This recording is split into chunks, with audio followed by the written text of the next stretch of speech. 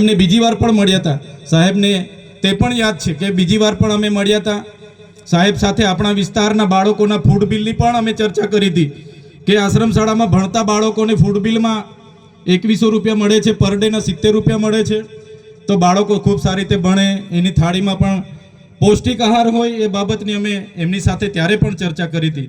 ખોટા જાતિના પ્રમાણપત્ર જે બીજા જ્ઞાતિના લોકોને આપવામાં આવે છે, અમે તે દિવસે મંત્રી સાહેબને સાથે બેસીને એની પણ પરામર્શ કર્યો હતો કે સાહેબ આમાં વિશ્લેષણ સમિતિ આગળ તપાસ કરતી નથી. હવે તમે છો, તમારા પર અમે અપેક્ષા લઈને બેઠા છે. તમારે એ ખોટા જાતિના પ્રમાણપત્ર લઈને જે પણ લોકો જે પણ કક્ષાએ હશે, નોકરીમાં હશે કે શિક્ષણમાં હશે, એવા લોકોને આપણે વિશ્લેષણ કમિટી દ્વારા શોધવા પડશે અને એ જે એમને જાહેર કરવા પડશે. એ પણ અમારી વાત હતી. જે 40% માર્ક્સ ફરજિયાત લેખિતમાં લાવવાના, એવી જે હમણાં ગૌણ સેવા પસંદગી મંડળે નિયમ બહાર પાડ્યો છે, ત્યારે આદિવાસી સમાજને આર્ટિકલ 330, 332 અંતર્ગત જે શૈક્ષણિક અનામત મળી છે, ત્યારે અનામતની બેઠકો 40% માર્ક્સ ફરજિયાત લાવશો તો જ નંબર લાગે, એવી જે કન્ડિશન છે એના લીધે કેટલાક સીટો આપણી ખાલી રહી છે. તો સાહેબશ્રીને અમે એનું પણ ધ્યાન દોર્યું હતું અને એમાં પણ આવનારા દિવસોમાં અપેક્ષા રાખીએ છીએ કે એમાં પણ ગુજરાત સરકાર, આપણા મંત્રીશ્રી રસ દાખવીને આગળ તજવીજ કરે. માન્ય મંત્રી સાહેબો, તમે બેઠા છો, સાંસદ સાહેબ પણ છે. સાહેબ, આટલો મોટો મારા વિસ્તારમાં કાર્યક્રમ છે, કલેક્ટર સાહેબ, પ્રાંત સાહેબ અને પ્રાયોજનાજી, શર્માજી, હું અહીંનો ધારાસભ્ય છું ભાઈ. મને કેમ કોઈ ફોન બી નહીં કર્યો, પત્રિકા નહીં, જાણ નહીં? ખુલાસો કરો. હું ધારાસભ્ય છું ભાઈ. આ મારું અપમાન નથી, મારી જનતાનું અપમાન છે. આ મારું અપમાન નથી. મને કોઈ કાર્યક્રમનો મોહતાજ નથી. મને પત્રિકામાં નામ આવે, મારી તકતીમાં નામ આવે તો જ ચૈતર વસાવા આવે એવું નથી. ચૈતર વસાવા નામ માટે હું નથી આવતો. મારા જનતાને, મારા સરપંચે કીધું કે આટલો મોટો કાર્યક્રમ છે શિક્ષણનો, સાહેબ તમારે આવવું પડશે, એટલે મેં આવ્યો છું. અને કલેક્ટર સાહેબ, તમારી જવાબદારી છે, તમે વહીવટ છો, તમે મને ફોન કરીને જણાવો ને કાર્યક્રમ છે. મંત્રી સાહેબ ગાંધીનગરથી આવે છે, કઈ તકલીફ છે અમારાથી તમને? પ્રાયોજનાજી, શર્માજી, તકલીફ है आपको? તો કેમ ભાઈ તમે અમને જાણ નથી કરતા? કેમ આમંત્રણ નથી આપતા? તમારું વહીવટી તંત્ર હું ધંધા કરે છે ને બધું ખબર છે. હમણાં મોદી સાહેબ આવ્યા હતા, ખર્ચો થાય ભાઈ, 8-10 કરોડ રૂપિયાનો ખર્ચો થાય.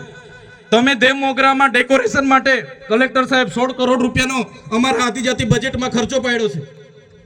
તમે ત્યાં મોદી સાહેબના મંડપના સ્ટેજ માટે 15 કરોડના ખર્ચા કર્યા છે. ટોયલેટ, મોબાઈલ ટોયલેટ માટે 2,40,000 નો, 2 કરોડ ને 40 લાખના તમે ખર્ચા પાડ્યા છે. નાસ્તા માટે 2 કરોડ ખર્ચા પાડ્યા છે. તમે ડોમ માટે 2 કરોડ ખર્ચા પાડ્યા, ચા માટે 2 કરોડ ખર્ચા પાડ્યા, બસ માટે 2 કરોડ ને 71 લાખ રૂપિયાનો ખર્ચો પાડ્યો. કેમ? અમે સવાલ પૂછીએ એટલે તમને નડીએ છે? તમારા મનમાં ધુમાડો હોય તો કાઢી નાખજો ભાઈ. બરાબર છે, આ જનતાના ટેક્સના પગારે આપણે બધા છે. આ જનતાના ટેક્સનો પગાર મને પણ મળે છે, તમને પણ. કલેક્ટરથી, તલાટીથી લઈને કલેક્ટર સુધીના બધા તમે નોકર છો, અમે બધા સેવક છે. આ લોકોએ જે પણ કે અમે પ્રતિનિધિ છે, અમને અધિકારો આપ્યા છે. તમે અમને કેમ અહીંયા બોલાવ્યા નથી? ના સાહેબ, અમારે વિદ્યાર્થીઓ અમે કેવું પડે છે, અમને કઈ. તમે દર વખતે ચિકદામાં કીધું, દર વખતે આ જ પ્રશ્ન ઉભો કરો છો, દર વખતે આ જ પ્રશ્ન ઉભો કરો છો.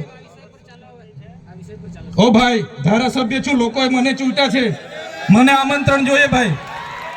આ કોઈના પૈસાથી આ બિલ્ડિંગ નથી બની, તમારા ઘરના પૈસાથી બની છે. અરે વિષય પર તો મને આમંત્રણ કેમ નથી આપ્યું? મને જાણ કોઈ એક ફોન કેમ નથી કર્યો? કેમ ભાઈ? અમે ધારાસભ્ય ચૂંટાયેલા છે, લોકોએ અમને અધિકાર આપ્યા છે, અમારો અવાજ તમે દબાવવાની વાત કરો છો. અમને કેમ નથી આમંત્રણ આપી? તમે તમારે આમંત્રણ આપવું જોઈએ ને અમને. ઓ ભાઈ, બંધ કરી દે વાળો, મારો અધિકાર છે ભાઈ. તમે એમાં આવો, બંધ કરી દે એટલે, બંધ કરી દે એટલે આમંત્રણ કેમ નથી આવ્યું? બંધ કરી દે એટલે, બંધ કરી દે એટલે, પણ બંધ કરી દો એટલે આમંત્રણ આપવું જોઈએ ને તમારે. અમને તમે આમંત્રણ કેમ નથી આપ્યું ભાઈ? અમે ચૂંટાયેલા ધારાસભ્ય છે, અમને એક ફોન કોઈનો આવ્યો નથી. કલેક્ટર સાહેબની જવાબદારી છે. આ કોઈના કમલમના પૈસાથી બિલ્ડિંગ નથી બની ભાઈ કોઈ તો પછી પણ સાહેબ અમે તમારી રિસ્પેક્ટ કરીએ છીએ સાહેબ ને દરેક સરકારના કાર્યક્રમમાં હું હાજર રહું છું.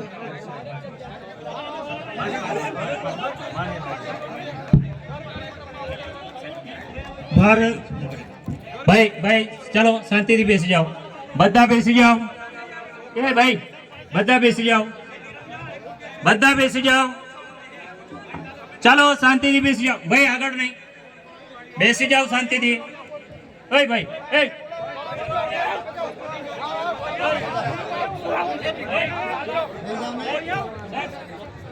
બેસી જાઓ.